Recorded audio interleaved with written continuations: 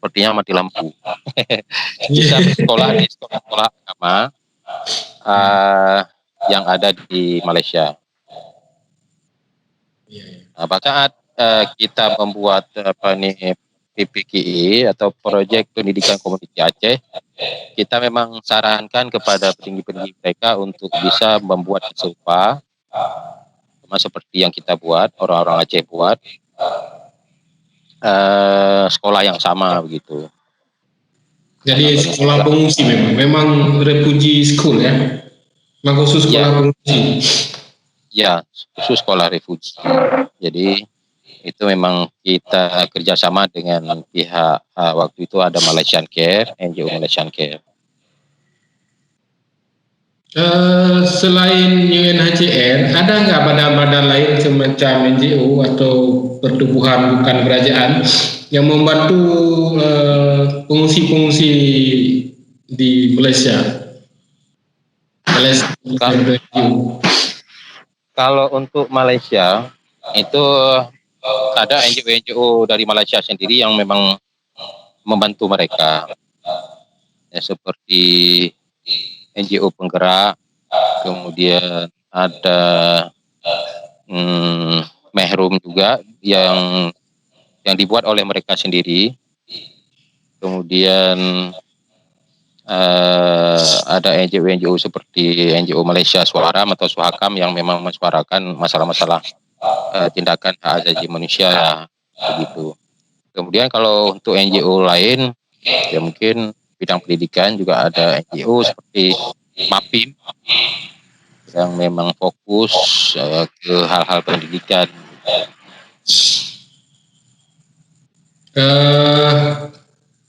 Saya dengar organisasi Rohingya di Malaysia mereka tidak terdaftar secara resmi di kerajaan. Apa benar Pak? Halo. Ya. Suaranya terputus tadi. Halo. Ya, saya dengar dan saya browsing organisasi Rohingya di Malaysia itu tidak terdaftar secara resmi di kerajaan. Apa benar? Itu ada memang semacam persyaratan khusus kalau kita mau buat NGO di luar negeri, terutamanya di Malaysia. Jadi kalau untuk Malaysia, selain warga negara, citizen, kita memang orang asing tidak dibenarkan membuat semacam LSM ataupun NGO di Malaysia. Begitu juga dengan orang-orang kita dari Aceh, waktu itu ada memang membuat semacam pertubuhan, tapi di kalangan kita sendiri. Jadi tidak bisa mendaftar di kerajaan langsung. Yang bisa mendaftar itu ya warga negara. Nah, kalau mereka tadi status mereka tidak sebagai warga negara, otomatis mereka tidak bisa mendaftarkan diri. Ada tidak Pak Rohingya sudah menjadi warga negara Malaysia? Karena saya pernah bertemu mereka waktu ke Aceh. Ada yang kuliah di sana, ada yang sudah pernah menjadi anggota rela malah di Malaysia, orang Rohingya sendiri. Ya, tapi, itu kemungkinan anak dari yang lebih awal tadi yang pada tahun 80-an sudah berada di Malaysia. Gelombang pertama ya. Kemungkinan mereka ada mendapatkan yang gelombang pertama. Kemungkinan mereka sudah mendapatkan semacam IC merah. Jadi anak-anak mereka yang bisa mendaftarkan diri menjadi anggota sukarela ataupun rela di Malaysia. Semacam kalau kita permanent resident ya? Permanent resident ya, permanent resident. Kebanyakan mereka dari negara asalnya atau dari Myanmar. Mereka lewat jalur mana masuk ke Malaysia, Pak? Ya, kalau awal-awalnya mungkin mereka masih melalui daratan, dari Arakan ke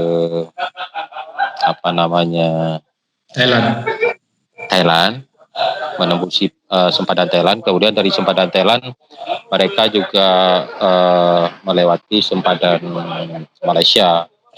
dan lebih banyak, makanya lebih banyak dari mereka itu di kawasan Perlis dan Kedah.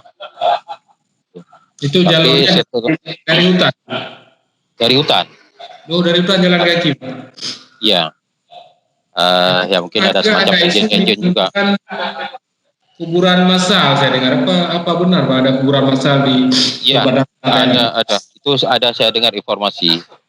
Jadi setelah tahun 90-an itu mereka tidak lagi memilih, walaupun ada sebagian dari mereka yang memang masih memilih jalur darat, tapi banyak yang sudah melakukan perjalanan ke Malaysia melalui laut, gitu, karena resikonya lebih besar di Thailand, karena saat mereka melewati Thailand itu bisa saja mereka ditangkap kemudian diperjualbelikan oleh pihak-pihak gangster yang ada di Thailand.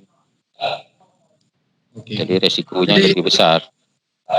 Jadi ada dugaan keterlibatan jaringan perdagangan manusia, Bang, termasuk dari orang itu sendiri atau lintas negara. Makanya kedatangan yang baru-baru ini di Aceh, yang terdampak di Aceh, saya lihat itu ada semacam upaya-upaya dari gangster juga ya, untuk melewatkan mereka ke Malaysia. Mereka sudah berangkat sejak 3 atau 4 bulan yang lalu dari Bangladesh ya. Dari Bangladesh sudah berangkat 4 bulan yang lalu atau 3 bulan yang lalu. Nah, kalau mereka sudah berangkat 3-4 bulan yang lalu, sementara waktu itu kondisi Malaysia sudah sebenarnya tidak begitu normal lagi, ya, tidak begitu membaik, karena mereka sudah mulai ketat terhadap kedatangan orang asing. Sementara orang-orang yang berangkat ini, kenapa mereka nekat dan berani? Ya mungkin kurangnya informasi yang mereka peroleh dari rekan-rekan mereka di Malaysia, dan ada semacam penipuan yang dilakukan oleh agensi-agensi yang melakukan perdagangan orang tadi. Iya. Jadi ada pengakuan ini dari Rohingya yang terdampar kemarin di Lancho, yang bisa berbahasa Melayu. Katanya mereka sudah berlayar sekitar 4 bulan lalu dan mereka ditolak ketika masuk ke Langkawi. Ada juga yang banyak yang meninggal di laut dan dibuang begitu saja. Ada juga yang bunuh diri karena stres, jadi nggak sanggup lagi bertahan. Ya, bisa saja seperti yang saya sebutkan tadi. Mereka ya mungkin dapatkan informasi yang salah sehingga gagal mencapai daratan Malaysia. Jadi itu penyebab mereka stres. Jadi mereka terkatung-katung, tidak tahu arah tujuan yang lagi kemana. Sementara melakukan perjalanan, kalau mereka balik ke daerah asal itu sudah tidak mungkin. Kemudian dia berharap banyak bisa diterima di Malaysia juga. Dia melihat respon dari pihak Malaysia itu sendiri. Ya. Kemudian dari pihak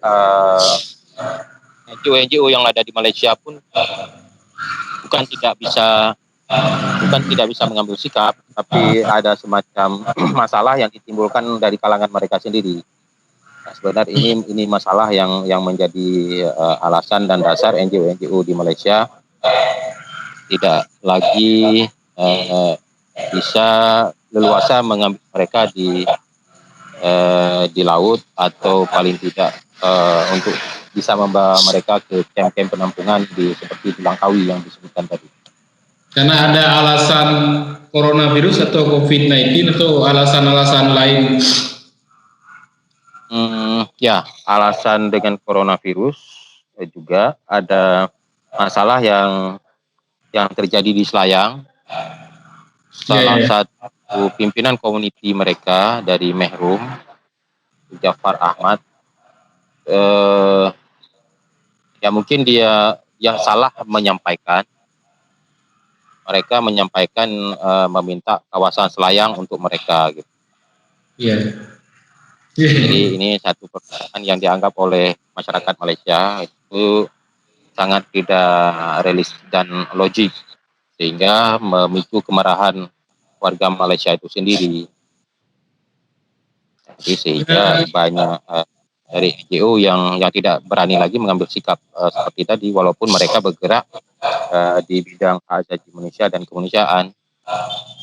Dan isu itu kapan Bang beredar isu itu tadi? Jadi saya ada dengar juga tapi belum meng-cross checknya apa benar ada isu tersebut? Apa dia mewakili orang Rohingya atau ya komunitas kecil yang meminta itu, mungkin mereka silap atau tidak tahu mungkin, atau latah atau apa?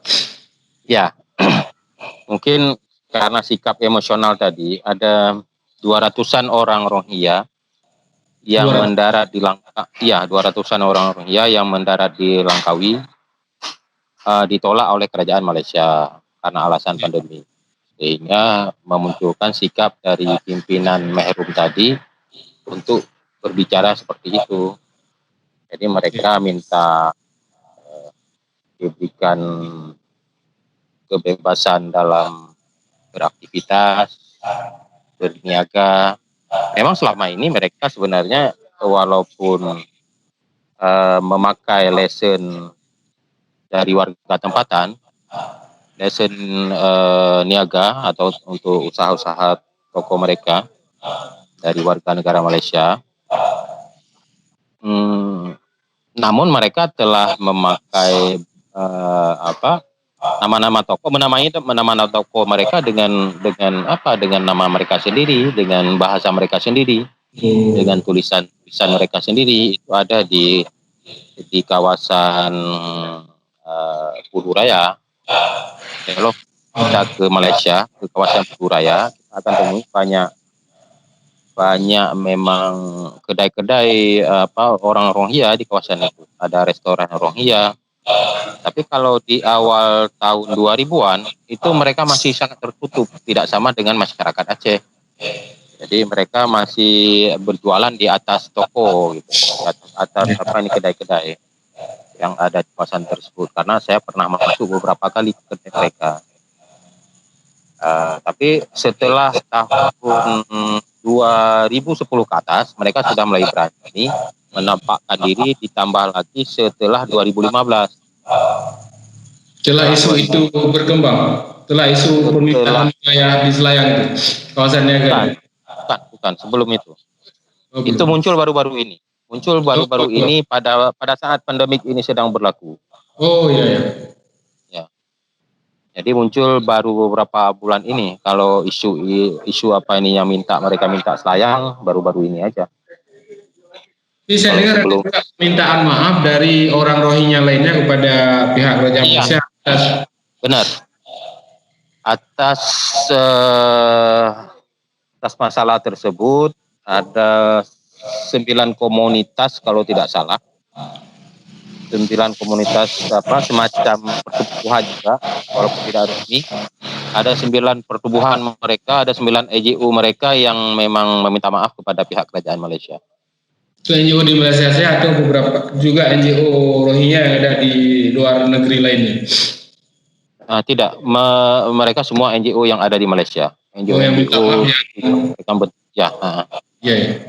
Bahkan Presiden Mehrum Muhammad Jaffar sendiri telah meminta maaf sebenarnya kepada kerajaan Malaysia, dan saya telah mendapatkan video tersebut dari saudara Jaffar sendiri. Kalau reaksi masyarakat Malaysia sendiri atau penduduk setempat bagaimana Bang ketika isu itu lemparkan ke publik atau beredar luas di media sosial?